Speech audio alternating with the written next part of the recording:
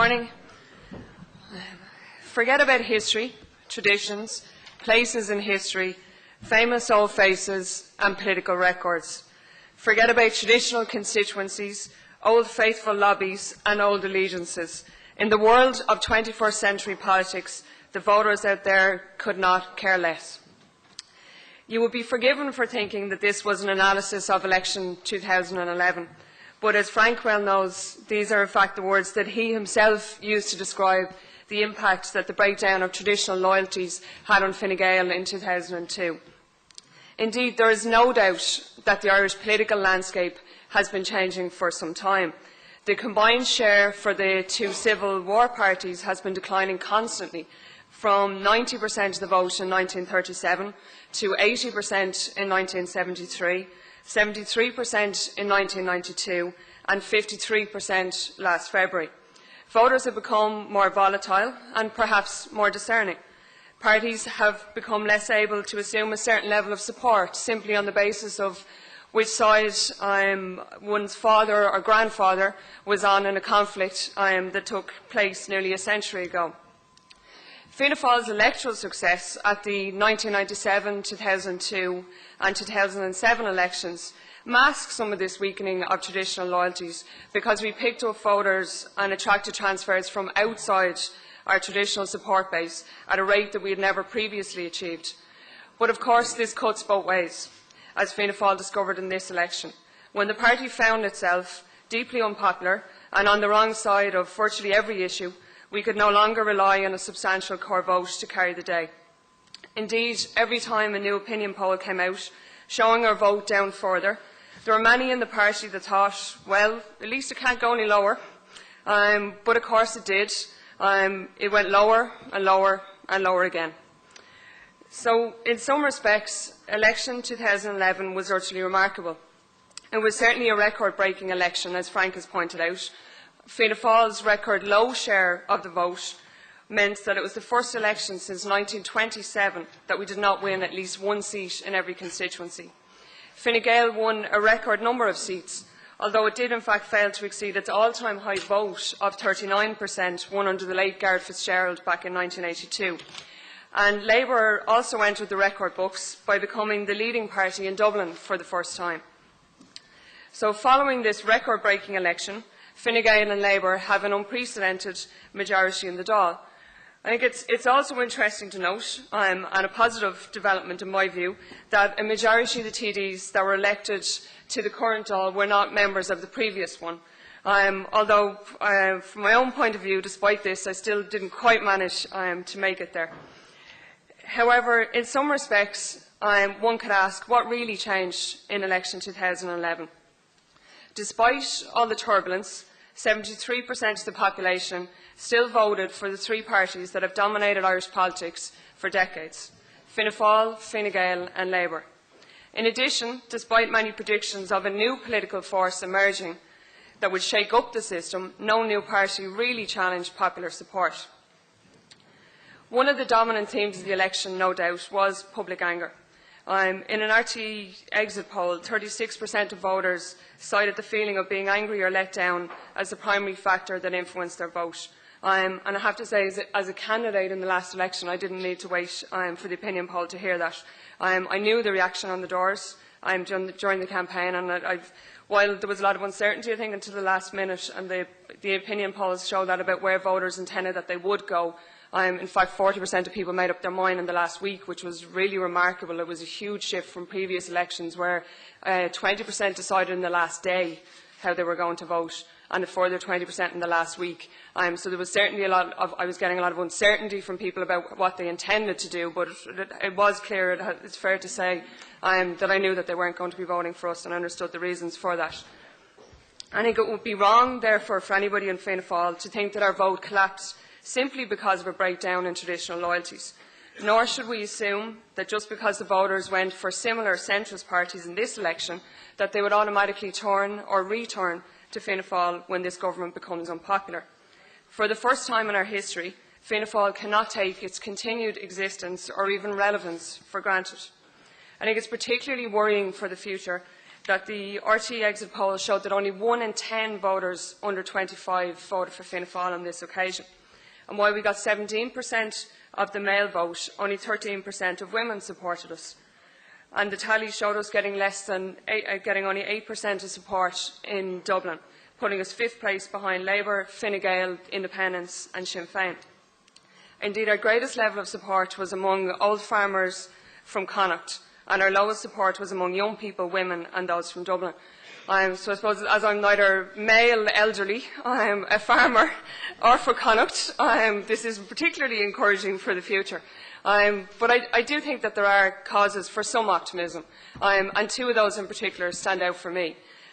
Firstly, Adrian Kavanagh, who's a lecturer in politics in NUI Maynooth, has done an excellent constituency-level analysis of the election, and this showed that, in fact, just a 2% swing towards Fianna Fáil at the next election could see us regaining seats in most Dublin constituencies and the rest of Leinster. There were a lot of places where we were fighting for the last seat, so we weren't that far off taking it. So a small swing leaves some scope there to come back.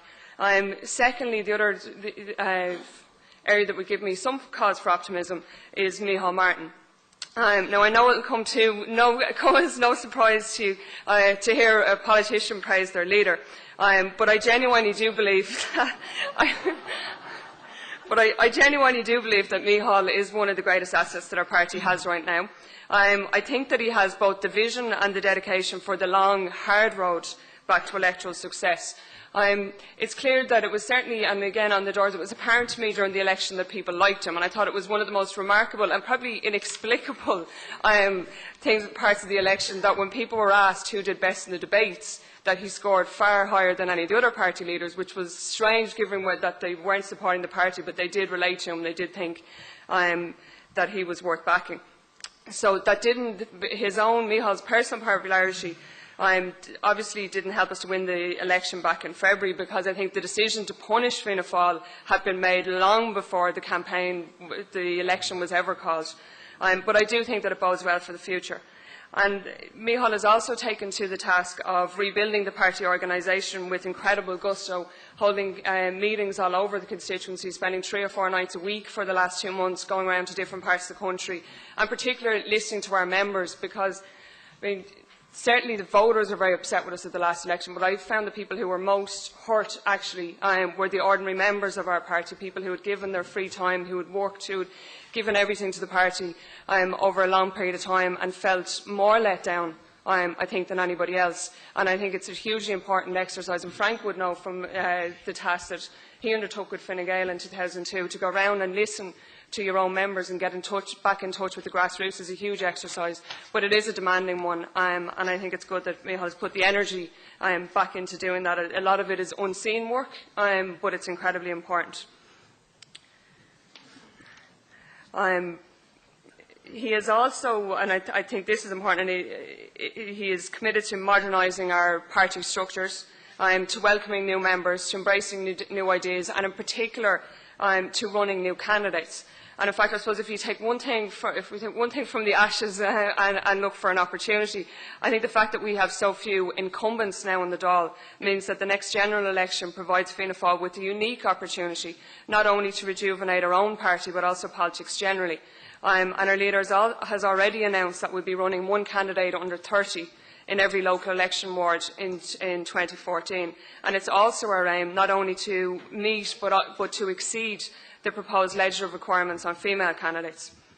Now, of course, it's not good enough, I suppose, just to have good candidates. They must be backed up by the right policies. And I'll talk in a moment about where I think the party's policy priorities should be. But firstly, I want to acknowledge that I understand and I appreciate that our overriding challenge, I think, as a party is to restore people's trust, because I think without that nobody even wants to hear what we have to say.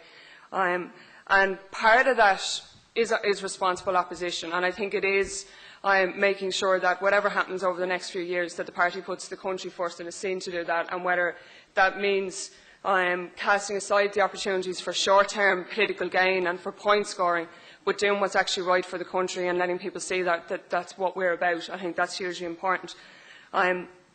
But I also think that ethics is an area that we need to seriously address as a party, because while breaches of ethical standards occurred in almost all parties, we must recognise that Fianna Fáil, more than any other party, has been associated with the worst of those breaches. And an absolute commitment to upholding and being seen to uphold the highest ethical standards must be non-negotiable for all parties on this island. But for Fianna Fáil, this is doubly so. In the new Fianna Fáil, our moral compass must never again be thrown off by the magnet of loyalty. In the new Fianna Fáil, there can be no place for anybody who thinks that it's acceptable to claim expenses from their holiday home. In the new Fianna Fáil, there must be no place for anybody who thinks it's acceptable to carry around suitcases of cash, to give loans to their friends from party funds, or to refuse to answer reasonable questions about their rather unorthodox financial arrangements.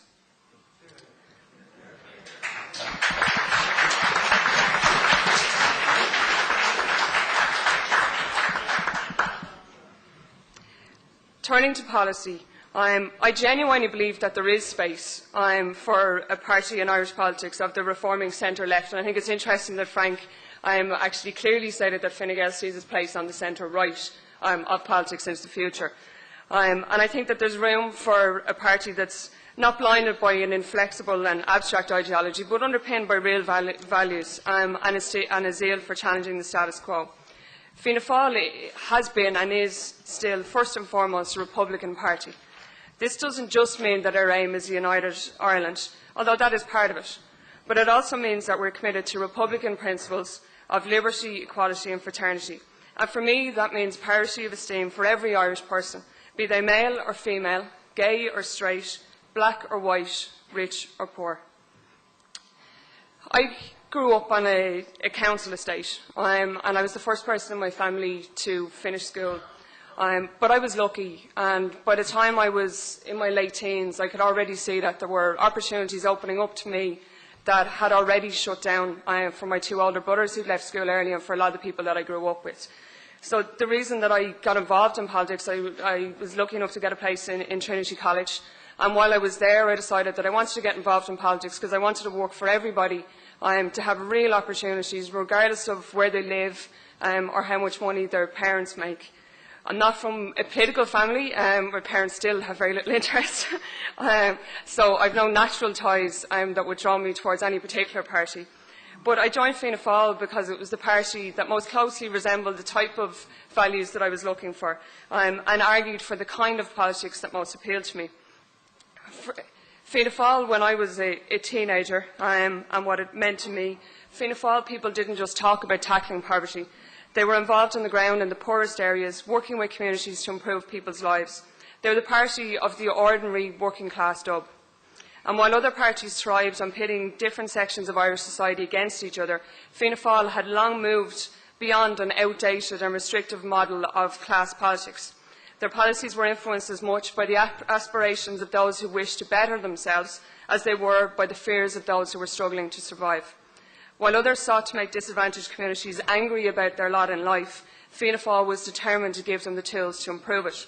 And their emphasis on education as a vehicle of social opportunity was the thing that actually most appealed to me, I suppose, coming from my own particular background and the fact that education in my own life has been the silver bullet that has given me opportunities way beyond those that I grew up with. And while other parties seem to be either pro-business or pro-labour, Fianna Fáil realised that you could and that you should be both.